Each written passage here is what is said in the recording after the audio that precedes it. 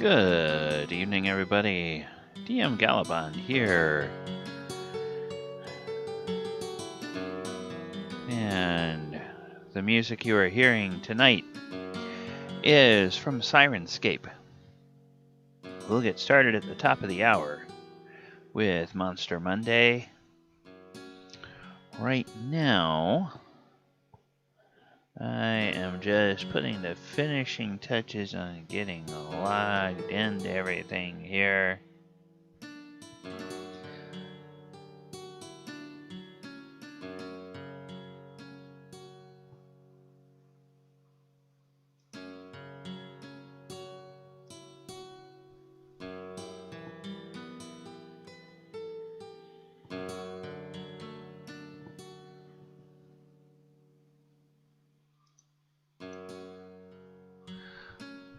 Alright. Also, in addition to talking about the music, want to let you guys know, or remind you, to go check out Mo over at the Tabletop Bellhop. Mo is the OG when it comes to all things tabletop games. He has got all kinds of information on card games, board games, party games, tabletop RPGs, any kind of game that can be played on a tabletop. You name it, Mo has information about it and links to a whole galaxy of people creating content around tabletop games. Podcasts, video blogs, blog posts, websites, industry news, reviews, new game announcements, interviews with creators, all kinds of stuff.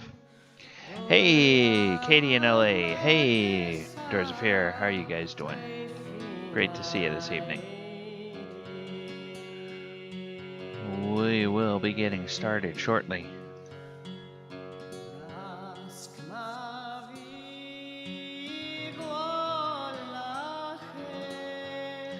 Hope y'all are doing well.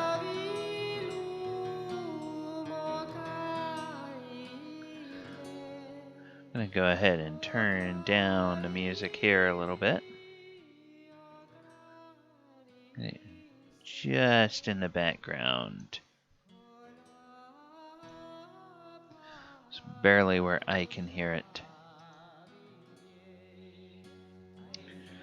Alright, and we'll go ahead and launch over here, and welcome everybody to Monster Monday. My name is DM Galabond, and tonight, for October 11th, 2021, we are going to be taking a look at a monster out of the 5th edition source book, Explorer's Guide to Wildemount, the Core Spawn Wurm. Now, what that means is that this is a creature that Matt Mercer created for his Critical Role game setting, the Wildemount continent, which is one of the continents in his world, where he sets his games. And so it's a homebrew monster, but it does have echoes of and history and sort of an influence from a lot of monsters throughout the history of D&D. And what we're going to be looking at is not only this specific monster in terms of sort of how Matt Mercer looked at monsters that existed and reskinned something for his purpose, but when you take the core spawn group of monsters as a whole, it's kind of a template that we can use as DMs in our games to sort of look at creating a whole group of monsters that our big bad evil guy or big bad evil organization, whatever, might employ that fill different niches within the service of that entity or that organization. And we'll see how he has sort of split up the core spawn to fill different niches, different roles at different levels in the campaign, so that you can do something similar. Because a lot of times Wizards of the Coast they'll kind of they'll kind of take a theme for a monster, and then they'll expand and they'll kind of riff on that same theme over and over and over again. And with the core spawn, Matt Mercer has taken a completely different approach. So there's not a morphology that's similar, but there are some continuities. And we'll see what we're talking about when we get there. All right, so let's talk first about looking at this core spawn worm itself. Okay, the first thing that comes to mind, this is a big, huge burrowing thing that looks like it's kind of made almost out of lava, or lava that is hardening. And it's got these big tentacles off of its mouth and this big, huge maw, and it sort of burrows through the ground and everything. It appears in the official Critical Role supplement, Explorer's Guide to Wildemount. It's one of the 4 core spawn monsters that are related to the actions of the Elder Evils. And these evils are powers that literally shake the world and disrupt the work of gods and men alike. So, there's 4 of these core spawn creatures, which the worm is the largest. They're subterranean breed of servants and soldiers of the Elder Evils awakened during the calamity by the betrayer gods. These creatures often appear on the surface of Exandria following seismic events. One known instance is in the formation of the Miscath Pit sinkhole, which is over in the Blight Shore area. And the pit is an arcane sinkhole that seems to connect the material world with the Underdark and the Far Realm. And this is located in the southern Blight Shore, okay, on the continent of Wildemount. Alright, so here's our little house over here, and here's the big worm and a big windmill over here. So you sort of get an idea of the scale of this thing. It's just enormous. It's huge. Alright, so when we find a description of the creature, the Wildemount Explorer's Guide tells us this invertebrate horror has quivering barbed tentacles set around its massive toothy maw. The worm's cracked and stony hide pulses with a dull orange glow, as if it might be composed of primordial lava perpetually on the verge of hardening into solid rock. Now, there's something that's very interesting about that, and when we look at the stat block for the creature, we will talk a little bit more about how this is both similar to and different from another monster that might be an influence on the creation of the core spawn worm. Okay, now, this image is obviously not an image of a core spawn worm. This is an image of something called a Fiendwurm, which is a 3rd edition monster from the 3rd edition Monster Manual 2. And the Fiendwurm is a creature that, like the core spawn worm, has a connection to the gods and a cosmic sort of conflicts that sort of gave rise to the creature. So, lore about the core spawn worm is the core spawn themselves are offspring of calamity. The aberrant creatures known as the core spawn are a subterranean breed of heralds, servants, foot soldiers, and lieutenants of the Elder Evils, awakened in the depths by the cataclysmic actions of the betrayer gods and their minions. Often appear on the surface of the world in the wake of seismic events, such as that which created a bottomless Miscath pit of eastern Wynander. Warlocks and cultists sometimes gather together to hasten the arrival of core spawn in the material plane, focusing their arcane power on areas of natural seismic instability when the signs of the stars are right. Okay, now this is something called the Great Neothelid, which is another sort of burrowing, tentacled, massive creature that can swallow man-sized and larger creatures whole in one bite. But this one is out of the Basic Edition creature catalog. So this is going way, way, way back, before even AD&D 1st edition. And in 5th edition, the all of the correspond are considered aberrations, and it's because they have that connection to the far realm. Just sort of, the far realms are sort of like even a completely different part of the D&D multiverse cosmology.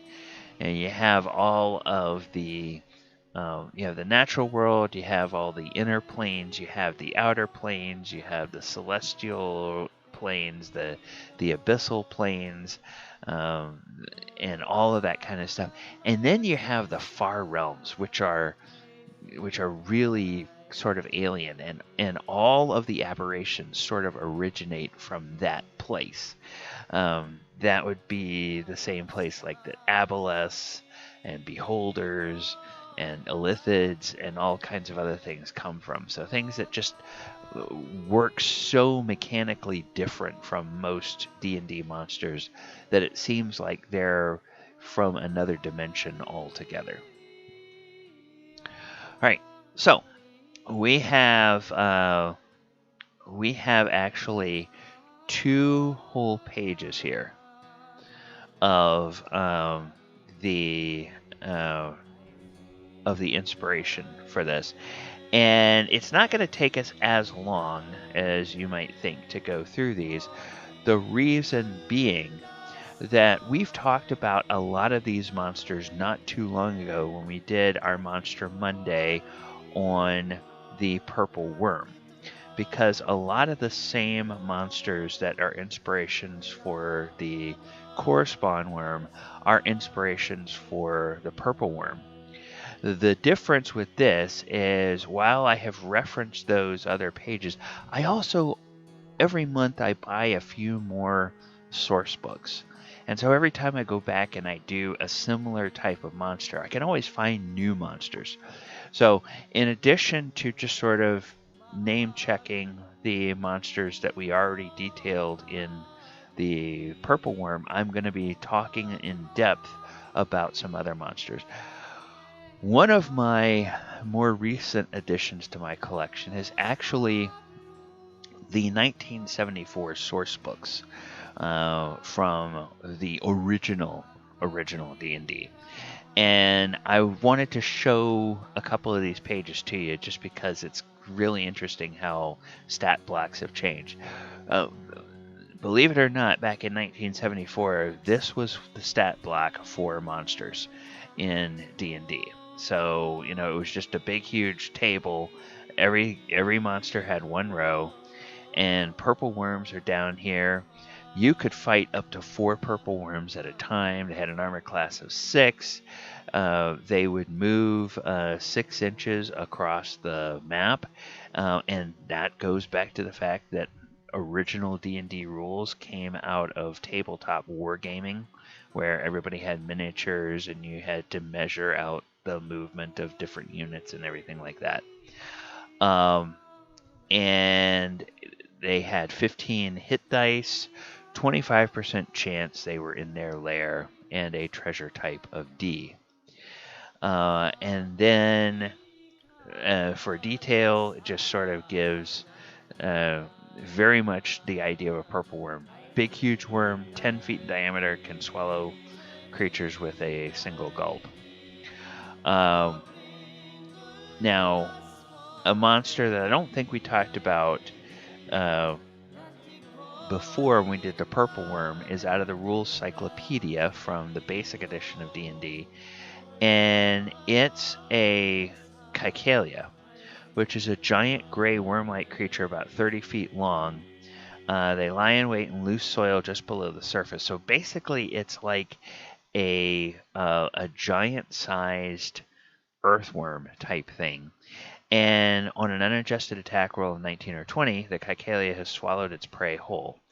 It takes 1d8 points of damage every round until the victim or the Caecalia is dead. Then we have, of course, the Nightcrawler, which we talked about, similar to a purple worm, but it is from the Shadowfell, 100 feet long. Then we have the purple worm itself, which again we talked about in our previous episode. we have from AD&D First Edition the Purple Worm itself. We also have the Remoraz. Now the Remoraz is one of the monsters that may have inspired the Core Spawn Worm, because like the Core Spawn Worm, it has that really superheated body. It's not necessarily made of magma, but a major difference is that the Remoraz in every edition from the time it first appeared here in First Edition all the way up to the present day, if you get too close to the skin of the Remoraz, you will get burned. Also, if you are swallowed by the Remoraz, you take fire damage while you are inside its gullet. Now, the curious thing about the Core Spawn Worm is you do take fire damage if you get swallowed by it, but it doesn't say anything in the stat block about taking fire damage if you get too close to it. So this is one of the things where I wonder if, the way Matt Mercer conceived of this monster and may have used it in some of his home games is different than the way it got translated into the rule book. Because I would think that if it's kind of made of lava or hardening lava, you would take heat damage from getting too close to it. And his players probably did, and maybe the editors at Wizards of the Coast said, well, no, actually that makes the CR too high. So we're going to take that feature off and put it in the source book and whatever. So I don't know. Or either that, Matt just decided, getting fried while you're being swallowed alive is bad enough. I'm not going to make the body hot as well. So from second edition, again, we have the Remoraz, same monster from... Then you have the Purple Worm again.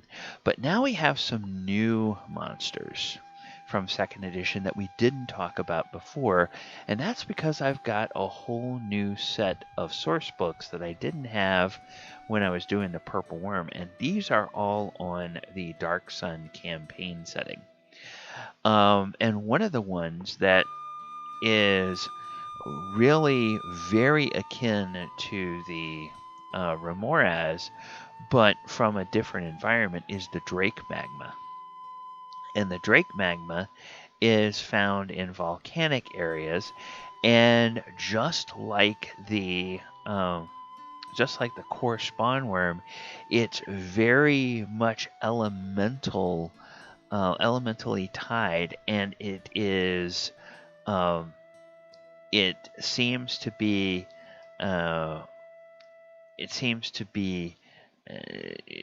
have that sort of heat thing that goes on with it, and you take the heat damage from it.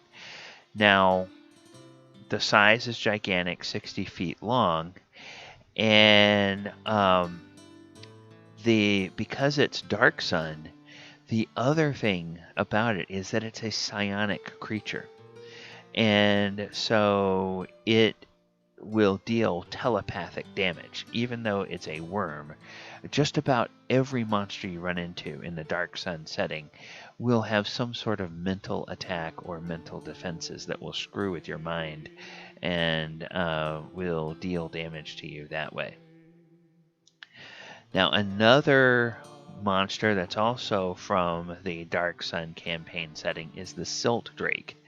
And the Silt Drake is another huge 70-foot long worm-like creature that lives in the Sea of Silt. Dark Sun, the world of Dark Sun, is a desert planet.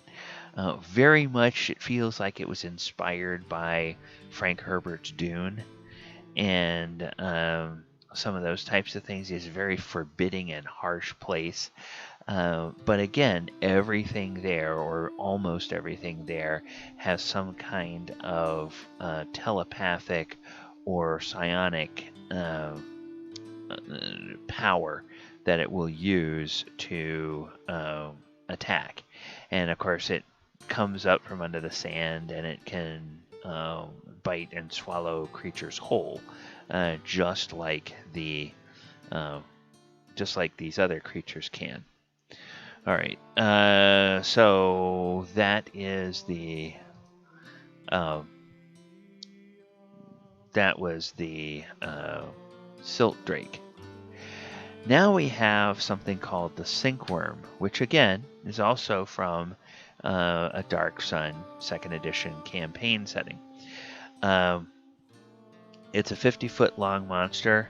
You find it in the sandy wastes, Sea of Silt, and it is one of the few monsters that has no psionic capabilities.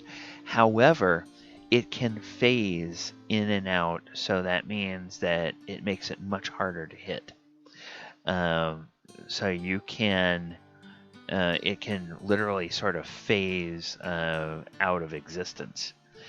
And it's a huge creature, 50 feet or more long, but it looks like a long giant maggot. So that's a pretty terrifying thought of being hit by this thing. And all of these things, basically, they attack by biting you, and they deal the damage once they swallow you. Now, you saw that I had a whole bunch of sources. So one of the things I'm having to do tonight is I'm having to actually go in and from time to time change the source in OBS that we're looking at, because now that takes us up through 2nd edition, and now we're going into 3rd edition. And again, Nightcrawler, we're back to this. It's the same thing we saw in Basic D&D. It's the undead Shadowfell version of the Purple Worm.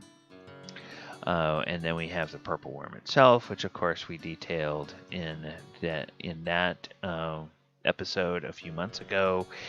And we have the Remoras, which we have talked about as well. But now we come to the item or the monster that we saw the picture of before. This is the Fiendwurm. Okay, so the Fiendwurm is a result of demonic magic applied to an ordinary earthworm, and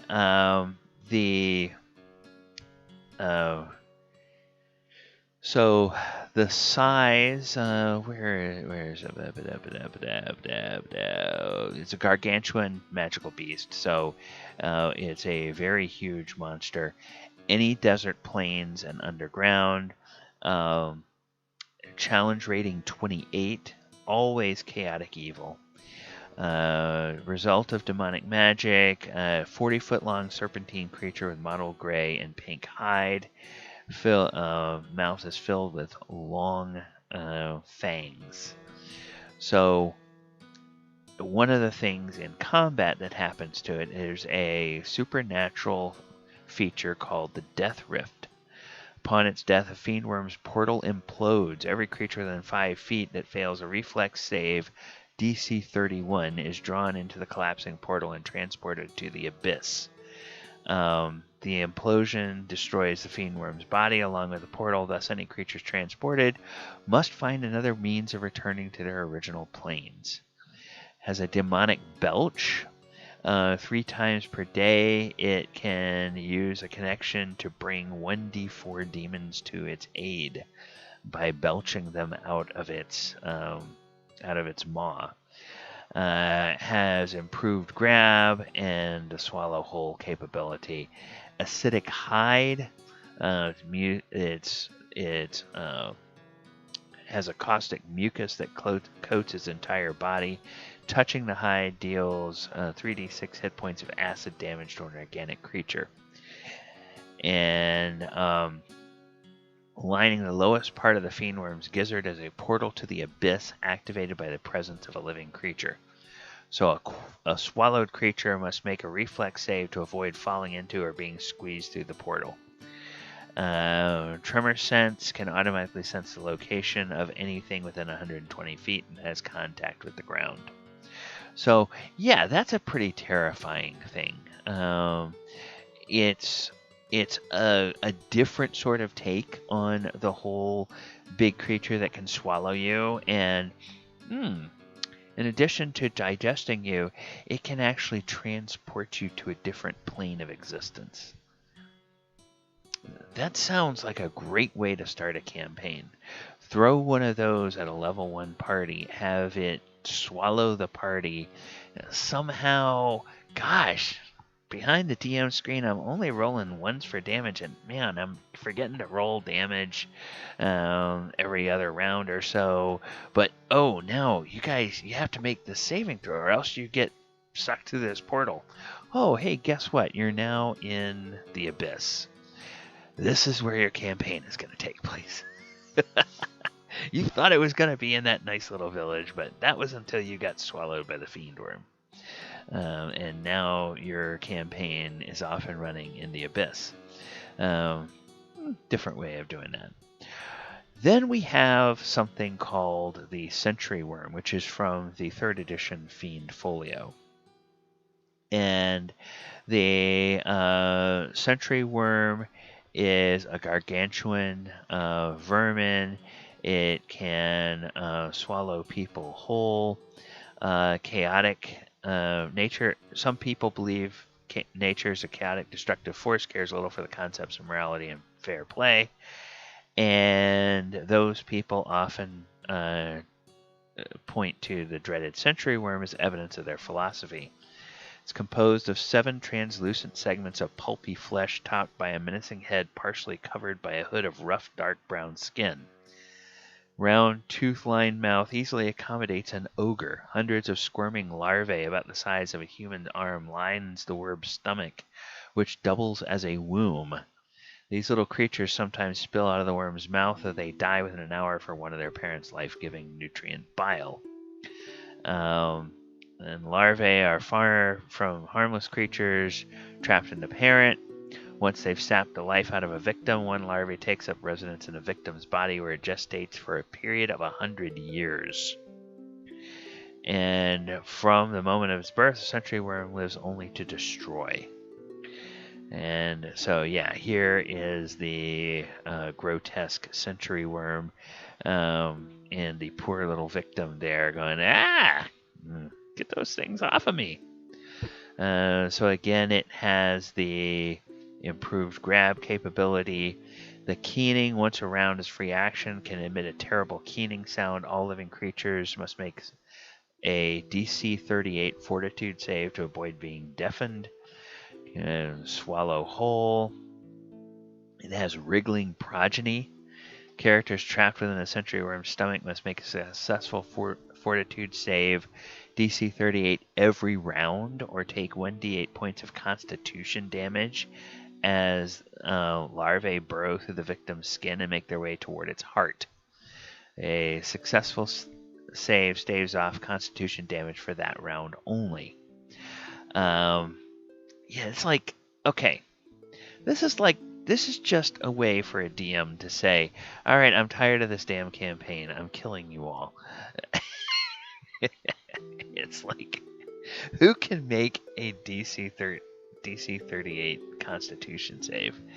Not a whole lot of characters, even at very high level. All right, then there's something called the Lucent Worm. It's a gargantuan magical beast. And they, if you encounter a Lucent Worm, you often do so before you know the creature's near. Although massive in size, it's adept at hiding. An adult Lucent Worm measures 5 feet in diameter and almost 100 feet long, weighing 55 to 60,000 pounds. So that's up to 30 tons. Worm skin is almost completely translucent, enabling observers to see internal organs and whatever the creature had as a recent meal. And covered with millions of hair-like cilia that provide the worm with a means of movement. So it requires a massive amount of food to maintain its weight, so it's always on the lookout for more. And here is the Lucent Worm. It can move over opponents 3 or more size categories smaller, using whole body to crush them. Crush attack affects as many creatures as can fit under the Lucent Worm's body. and they must succeed on a reflex save or be pinned and take 4d6 plus 13 points of bludgeoning damage. And it either maintains the pin, which continues the damage every round. It has the grab. Any creature hit by a Lucent Worm bite or a crush attack must make a fortitude save or be paralyzed for 4 rounds. Swallow whole and tremor sense, yada yada yada. So yes, big huge monster that's very much a campaign ender. Now, another monster that comes out of 3rd edition, and this is from Fiendish Codex 2, Tyrants of the Nine Hells, is a monster that sort of comes out of the realm of Minauros. And Minauros contains only one important realm, that of the deity Hecate. And Hecate is a forbidding goddess of magic, foggy, chilly, desolate place. And so the Wurm of Minauros is a bizarre, slow-moving creature, 50 feet long, comes sloshing through the shallow swamp, shaped like a snake or worm and covered in ivory plates the color of bleached bone. Takes little notice of its surroundings. Massive crested head resembles the gnarled skull of a titanic archdevil. And it's a CR 15 monster, gargantuan, and it has the improved grab, swallow whole, and it, the legendary worm Minauros wriggles eternally through the swamps, bogs, and cesspools of Bator's 3rd layer, staying out of cities and other settlements. So the so it's another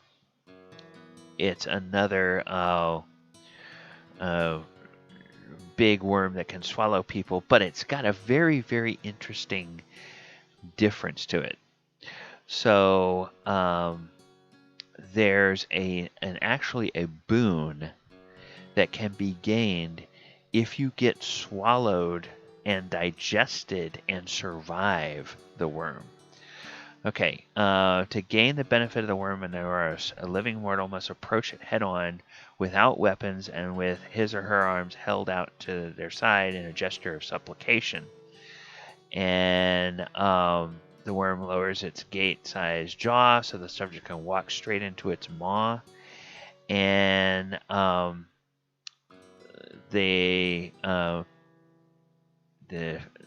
then you have to make a will save to follow through. Success allows the character to continue through the creature's gizzard, where for 1d6 plus 1 rounds, they take 2d8 plus 12 points of bludgeoning damage plus 8 points of acid damage per round. At any time, they can attempt to cut themselves out of the creature's side using a light slashing or piercing weapon to deal a total of 25 points of damage to the gizzard. But doing so prevents the character from acquiring the special ability and causes the worm to initiate combat against any bystanders. So, if you're still alive at the end of that, you're abruptly excreted from the worm's body, covered in noxious acidic slime full of tiny, partially digested chunks of devil flesh. You take 4 points of acid damage per round until doused with water.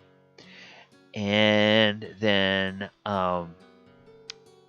the surviving this permanently increases the character's highest ability score by 1.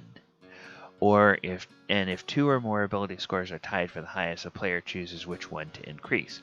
So, some editions of the game have mechanical things, like in 5th edition, every 4 levels you get that ability score increase, where you can wait 4 levels and you can choose to raise one of your ability scores by 2. Well, in 3rd edition, you could choose to be eaten and digested by this big worm, and if you survive, it will increase your ability score by 1. And there's a 20% bonus to any experience awards garnered during the character's current sojourn in Bator.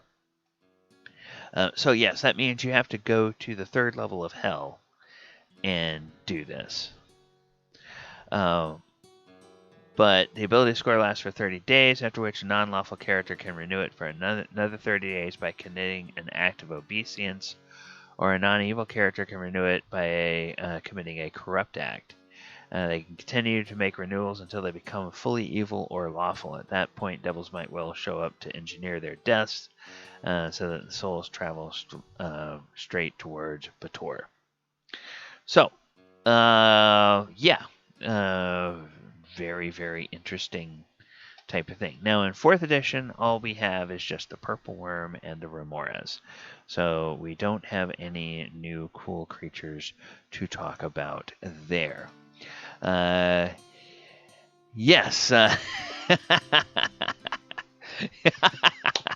Katie in LA, you have a demonic belch too. It's in the cauliflower. Yes, all of these monsters will ruin your day if you're not careful. Okay, now let's go one more time. I've got to change the sources, and we're going to now start looking at the 5th edition D&D sort of inspirations or similar creatures to the core spawn worm. So the first we look at is the frost worm. It's a gargantuan monstrosity, armor class 18. It has a freezing body and a death burst. When you kill the creature, it explodes in shards of ice, and which deal cold damage to everybody within 60 feet of the monster. It can burrow through solid rock, and it leaves a 10-foot diameter tunnel. And it makes 2 bite attacks per round. Then it has this trill, emits a haunting cry. Each creature within 60 feet that can hear it must succeed on a DC 20 wisdom save or be stunned for 1 minute. And this comes also from the Explorer's Guide to Wildemount. So the Frostworm is yet another creature out of Matt Mercer's imagination. But it's kind of like, it's got elements of the Remoras, except instead of being a heated body in an Arctic environment, it's a cold body in an Arctic environment, and a body that explodes when you kill it and deals damage back to you. Alright, then we have the Necrotic Centipede. Necrotic Centipede is got a necrotic body. Anyone that touches it or hits it with a melee attack while within 5 feet takes necrotic damage, 3d6 necrotic damage. It can swallow creatures whole, and it's interesting that while outside the body you take necrotic damage, inside the body you don't take necrotic damage, you just take acid damage. So 66 acid damage at the start of the centipede's, each of the centipede's turns. And then of course all of these monsters have, in the various editions, and the 5th edition is pretty universal. If there's a monster that can swallow you, you have to do 30 points of damage on the inside of it, and if you do, it forces the monster to regurgitate you and spit you out, and you land prone somewhere near the monster. Okay. And this one is from Baldur's Gate, Descent into Avernus, and it is an Arctic monster. So the Necrotic Centipede is also something you find in very cold climates. Now we have the Neothelid. The Neothelid is a gargantuan aberration, chaotic evil. It comes to us out of Volo's Guide to Monsters, and it is a spellcasting giant worm that can swallow you. and has huge tentacles that come out of its mouth. So creature sense. It's aware of the presence of creatures within 1 mile that have an intelligence score of 4 or higher. Knows the distance and direction to each creature as well as the creature's intelligence score, but can't sense anything about it. A creature protected by a mind blank or non-detection cannot be perceived in this manner. It is a psionic spellcaster. So this sort of brings us back to sort of that whole inspiration of having a different power source, like a lot of the aberration creatures do. You think of those creatures like the Beholder we talked about, the Aboleth, and some of those other things that use psionic attacks and deal psionic damage or psychic damage. So at will, this thing can levitate, and once per day it can cause confusion, it can cast Feeble Mind on an enemy, or it can use telekinesis. And it's magic resistant, advantage on saving throws against spells and other magical effects. The tentacle attacks will deal both bludgeoning and psychic damage. And if it's a large or smaller creature, you have to succeed on a DC 18 strength save or be swallowed from a tentacle attack. And again, 30 points of damage. On the inside, you get regurgitated. And it also has a breath weapon, an acid breath weapon, very much like a dragon. I think is it the black dragon? I think it's the black dragon that has acid breath, and the green dragon has poison breath.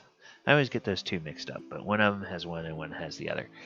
And 60-foot cone, DC 18 dex save, and 10d6 acid damage. Now, how do these things come about? Well, it's the result of the Mind Flayer reproductive cycle gone horribly wrong. When an Neothelid colony collapses, typically after an external assault, and the elder brain is killed, the colony's tadpoles are suddenly freed from their fate, no longer serve as food, and in turn are no longer fed by their caretakers. Driven by hunger, they turn to devouring one another, and only one tadpole survives out of the 1,000 in the colony's pool, and that becomes a Neothelid. So we have Mind Flayers to thank for the Neothelid. So that's another very interesting take on this. Then, of course, we have our Purple Worm, we have our Remoras. And now we have something that comes to us out of the Magic the Gathering side of Wizards of the Coast, simply called the Wurm. And the Wurm, spelled with a U, is a creature from Guildmaster's Guide to Ravnica. So, if you've played much Magic the Gathering, you know that sprinkled throughout the sets, there's always these sort of things that are derivative of, or wink and a nod to, the Purple Worm from D&D, or the giant sandworm out of Dune, or whatever. These big, huge worms that can swallow enemies whole. And the worm from Ravnica can create earth tremors as it moves overland or underground. Any creature that comes within 30 feet must succeed on a DC 20 dex save, or take bludgeoning damage and fall prone. It's a siege monster, so it deals double damage to objects and structures. It's a tunneler. Burrows through solid rock, half its burrow speed, and leaves a 10-foot diameter tunnel in its wake. And it has the standard bite attack and can swallow creatures whole. And the interesting thing about these guys, now the armor class is 18, says it's natural armor, but part of that natural armor is like it grows plates that are almost like metal plates over its back. And so those, if you go out and you kill the worm, those can be sort of harvested and used. And actually in the image here, it's kind of interesting because while the description says natural armor, the image, if we blow this up, the image shows these plates actually held on by straps. So it looks like, you know, the artist had one idea and the people who wrote the stat block had another idea. But it does say that sometimes the Gruul clans will lure a worm into civilized area where the destruction can be vast. Because the Gruul clans are the anti-civilization clan in the Ravnica setting. They want to see the world burn, basically. They want to see civilization destroyed and everything turned back over to wild nature, if you will. Okay, now we come to our big bad for the evening, the actual core spawn themselves. And there are 4 different core spawn. And we're going to look at this now, but we'll come back and look at this a little bit later. And you'll see when Matt Mercer created this core spawn, he knew that they're all tied, and they all have a theme where they are related to these elder evils. And the elder evils come from the far realms. And one of the things we often associate, as we said, with aberrations and creatures from the far realms is psionics. So in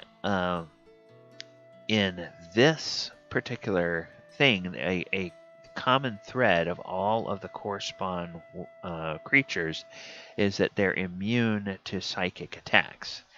And they, not all of them have the ability to cause psychic damage, but they all do have immunity from psychic damage. And the core spawn is a challenge 1 monster that uses pack tactics. So when there's a bunch of them, they get advantage on attacks when their allies are nearby or nearby an enemy. They make 4 attacks, 1 with a bite, 2 with a claws, and 1 with a tail. And there's not a big attack bonus, but with 4 attacks, it doesn't take many of those to hit before the points start, adding up. And 1d4 plus 2 for the bite, 1d4 plus 2 for each claw, and 1d6 plus 2 for the tail. Then we have the Emissary, which is a flying monster. And these airborne predators are assassins and sentinels. And the Emissary is a CR6. So we've gone from a CR1 to a CR6. It's immune to psychic, immune to being blinded. It has magic resistance. It makes talon attacks. It has this charm effect, the alluring thrum. Emits a dreadful yet alluring hum. Each creature within 20 feet can hear it and isn't an aberration, must succeed on a con save or be charmed for 1 minute. And then it has this poison spray, these spores, 15-foot radius cloud of toxic crystalline spores that it shoots out of these little holes in its face. Its horrible, horrible face. And when it does that, they spread around corners. Every creature in the area has to make a DC 14 con save or become poisoned. And while poisoned, they take 11 poison damage at the start of each of their turns. And that poison can last. Well, that poison lasts until they succeed on a saving throw. So that's a pretty, or I guess as long as they stay in the area. So it's not a thing that dissipates after a time. It's just once it's there, I guess until the end of the encounter, effectively, Anytime you go into that area, you have to make that save against the poison. Then we have the core spawn Seer, and their humanoid arcanist corrupted by the eldritch power of the elder evils through blasphemous rites. And this is a CR 13 monster. So it's immune to psychic, immune to being charmed or frightened.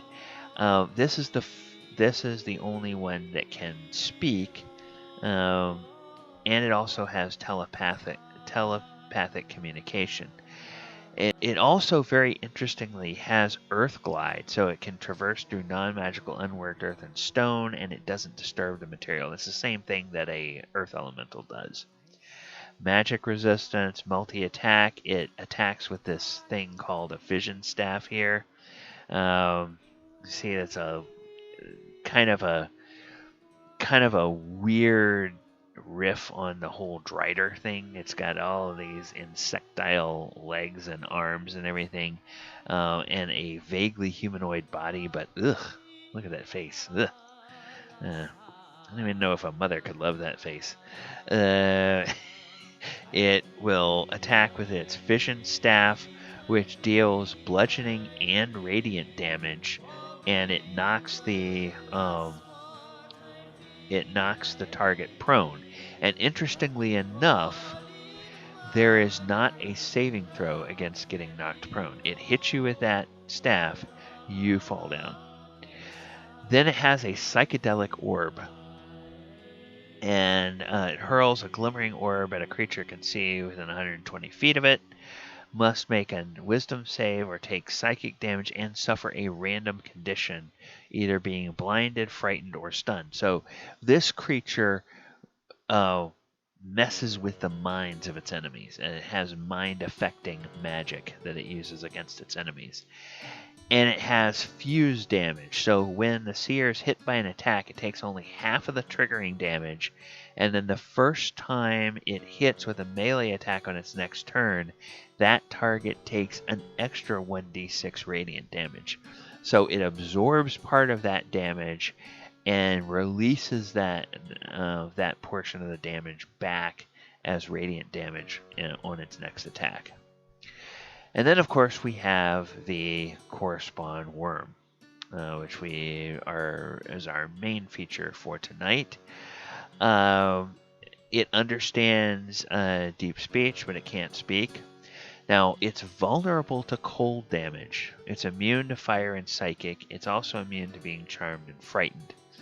Understands deep speech, but can't speak, and it's a CR 15.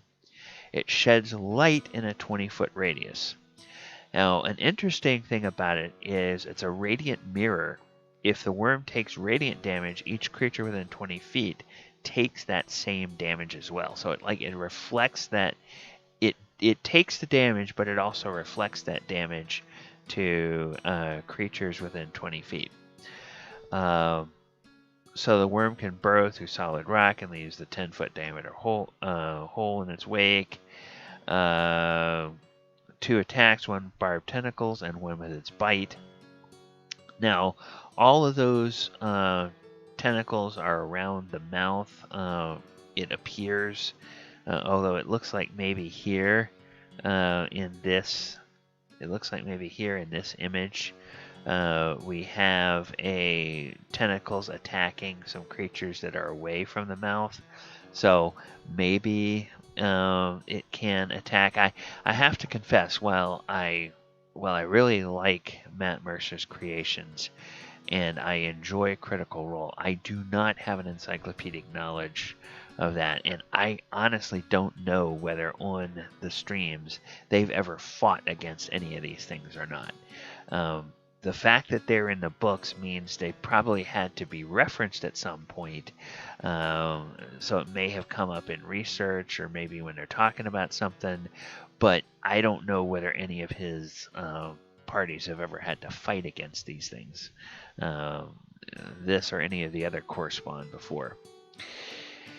And then, of course, it can also swallow a creature.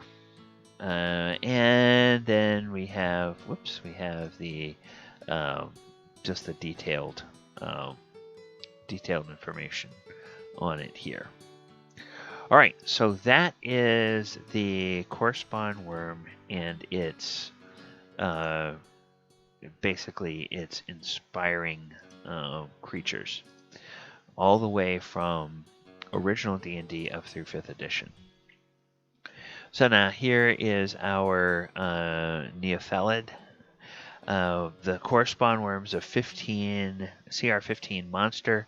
So if we're going to create a hard encounter for a party of 5 PCs, when can we use a Correspond Worm? And at level 10 and 11, it's going to be a hard encounter. So you don't need anything except the worm itself. But from level 12 to 14, it's a medium encounter.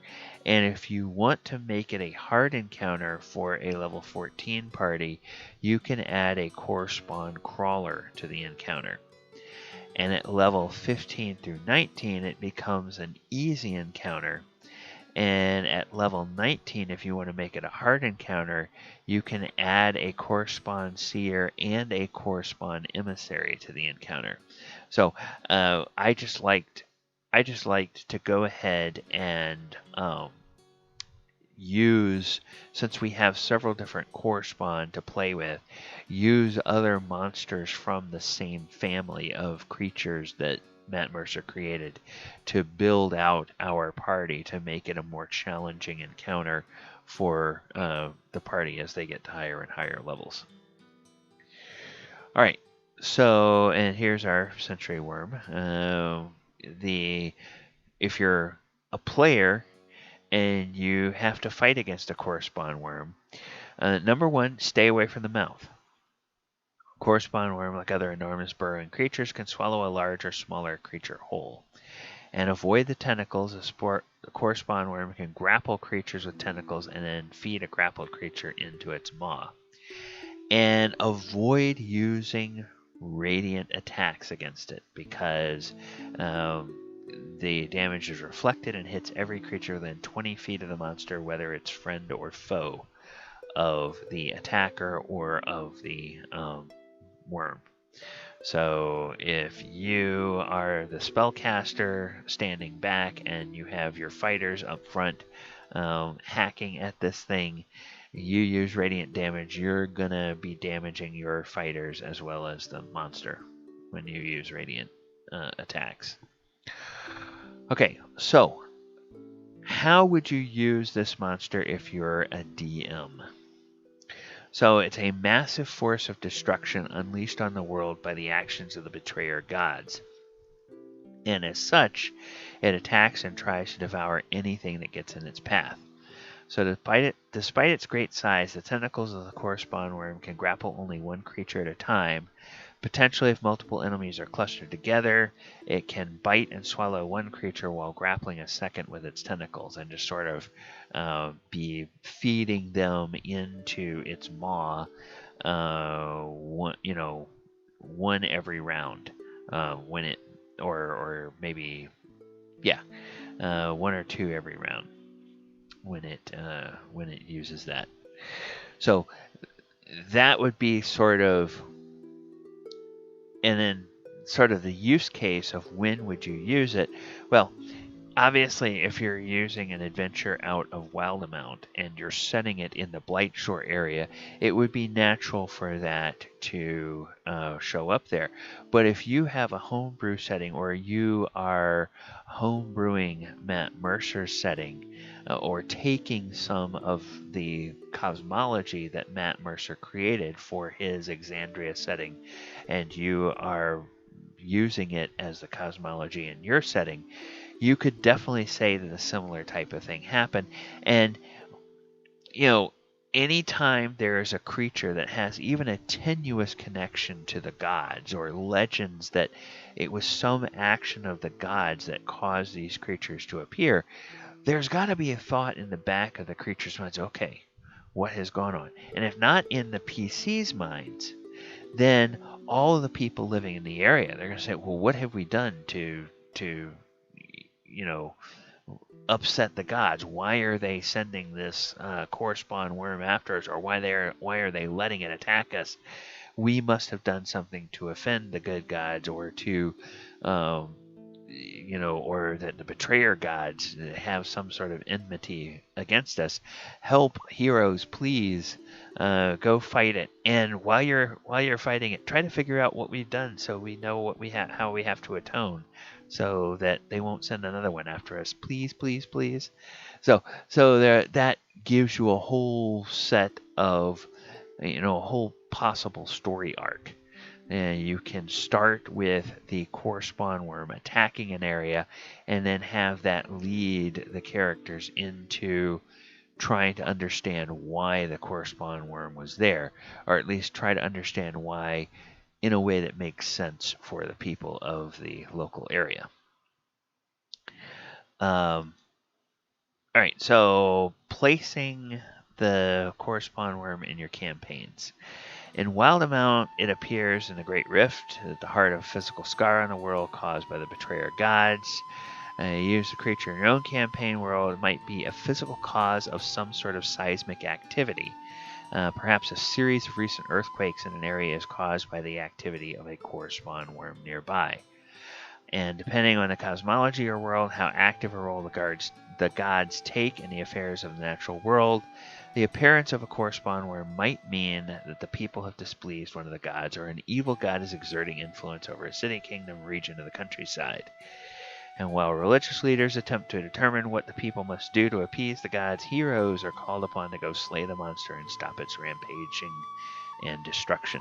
So, yeah, we talked a little bit about doing that. Now, if you decide to use the core spawn worm, and in your particular campaign it has a totally different origin story, maybe it is a manifestation not of the gods, but of the elemental forces.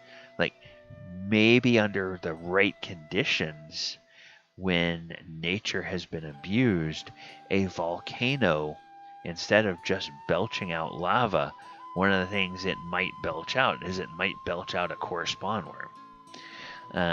And then that core spawn worm, instead of just flowing down the side of the volcano to whatever, will start crawling all over the place, burrowing and going and attacking,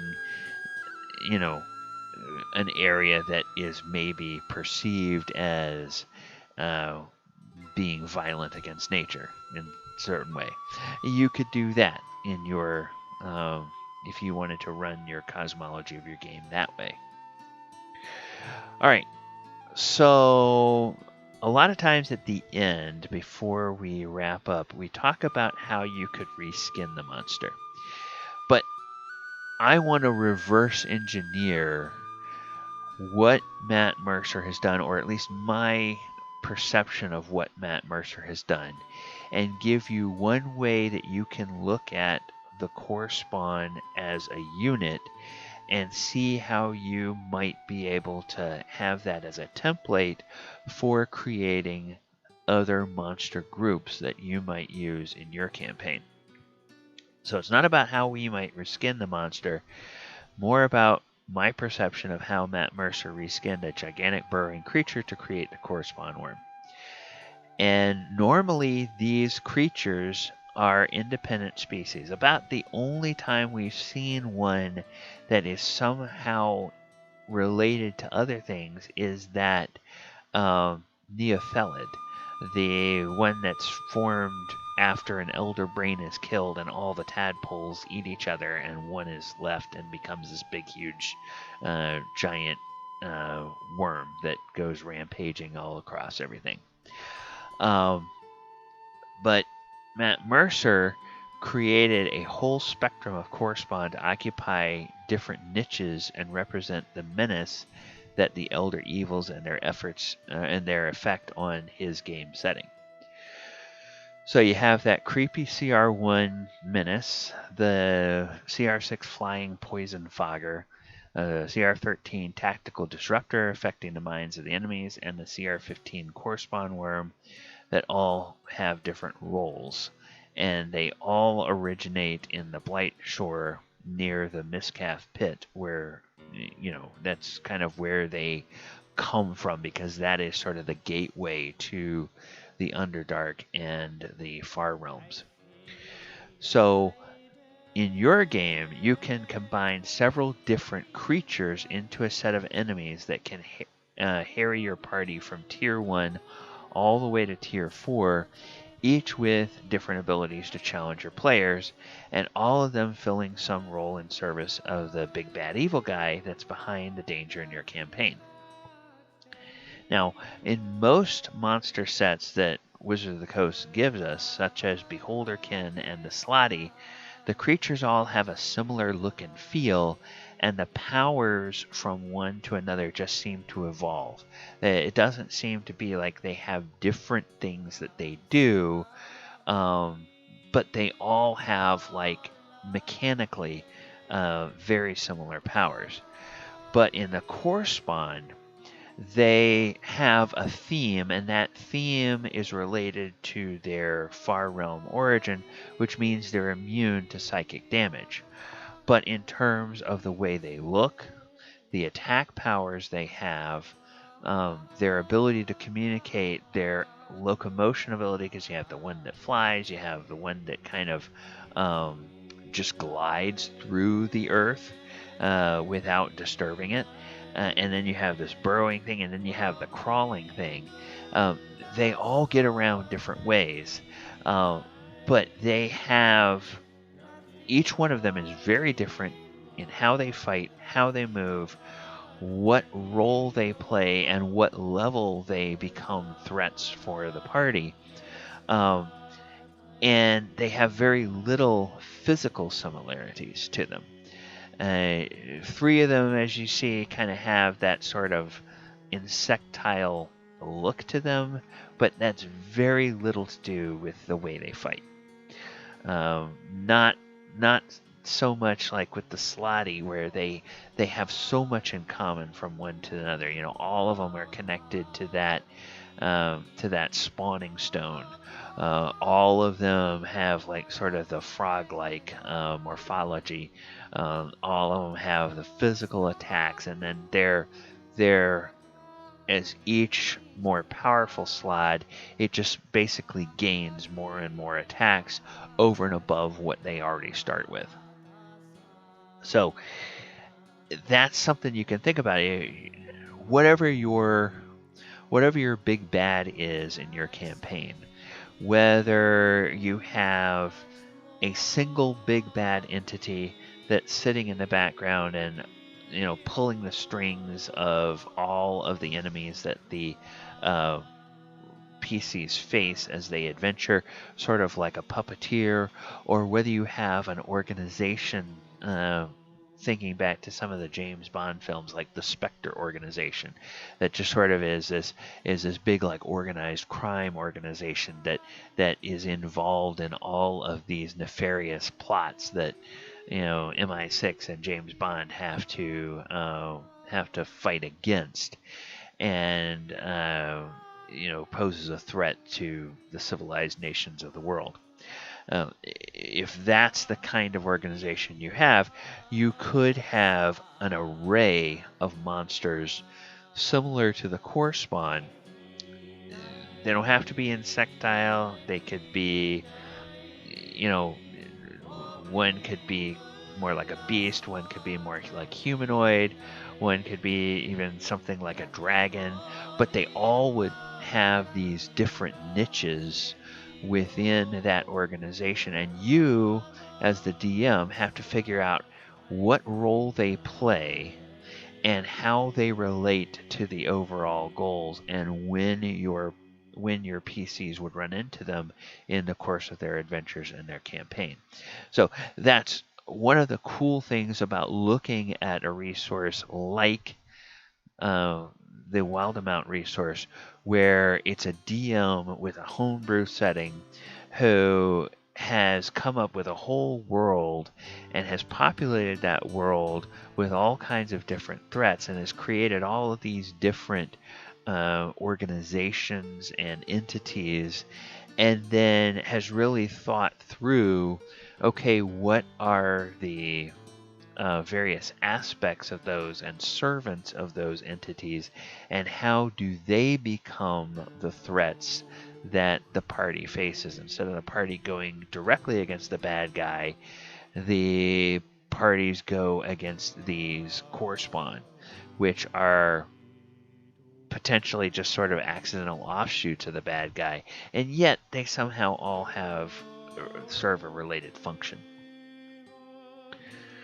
Alright, so let's go jump and take a look.